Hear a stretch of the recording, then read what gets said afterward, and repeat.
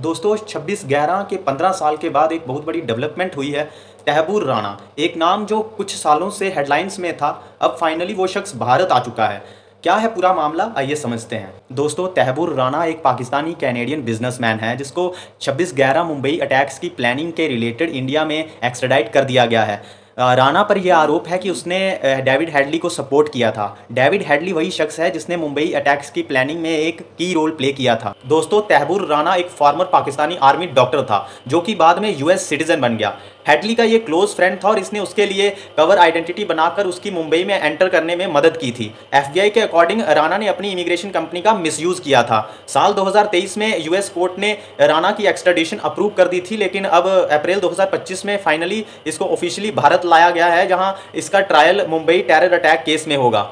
दोस्तों राणा को Los Angeles US के फेडरल प्रिजन से भारत लाया गया है और अब राणा इंडियन कस्टडी में है। इंडिया के लिए ये केस सिर्फ टेररिज्म का नहीं है बल्कि जस्टिस और नेशनल सिक्योरिटी का भी है।